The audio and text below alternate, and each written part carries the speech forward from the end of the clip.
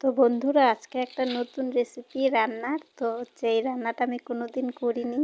তো আমি একটা দিদি ভাইয়ের দেখেছি এইভাবে রান্না করেছে, তো আমিও কোনো দিন খাইনি, তো আজকে প্রথম।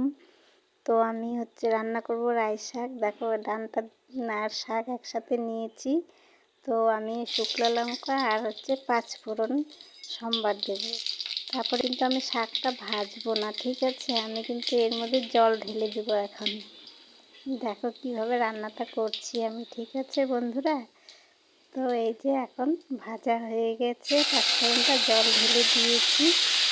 তো এখন এর মধ্যে দিয়ে দিব আমি লবণ। তো এই যে লবণ দিয়ে দিয়েছি, তারপরে দিয়ে দিব হলুদ।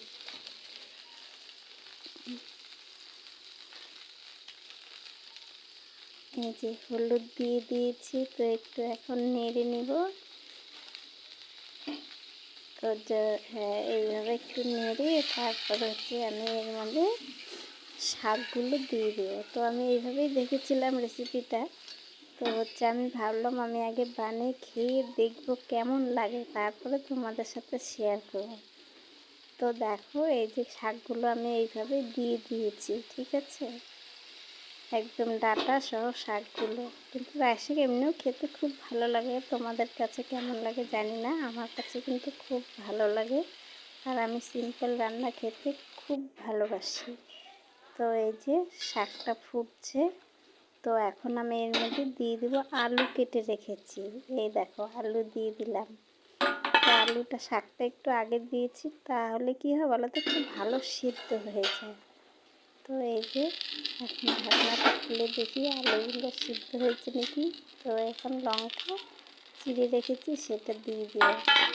তারপরে এর মধ্যে দিয়ে দিব ছোট ছোট মাছ ভেজে রেখেছি।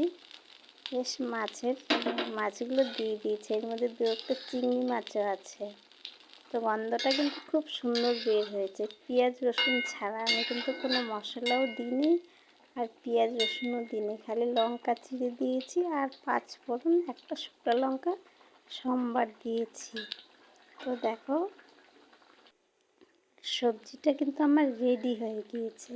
তো আলুগুলো বেশ সিদ্ধ হয়ে গিয়েছে, দু একটা আলু আমি গুলিয়ে দিব, তাহলে ঝোলটা বেশ একটু ঘন ঘন হবে, দেখতেও ভালো লাগবে। তো দেখতে কিন্তু ভালোই লাগছে, বেশ সুন্দর। এখন খেয়ে দেখতে হবে। তো আমি ভাত বেড়ে নিয়েছি, তো এখন সবজিটা নেব। বেশ সুন্দর সিদ্ধ হয়ে গিয়েছে কিন্তু। তো এই যে ডাটাগুলো বেশ দেখা যাচ্ছে সিদ্ধ হয়েছে, খেয়ে দেখি এখন। তো বন্ধুরা, শুরু করে দিলাম কিন্তু খাওয়া।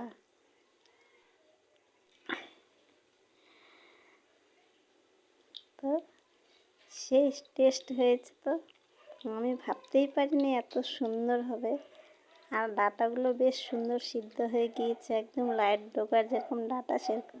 দারুণ হয়েছে গো, তোমরা খেয়ে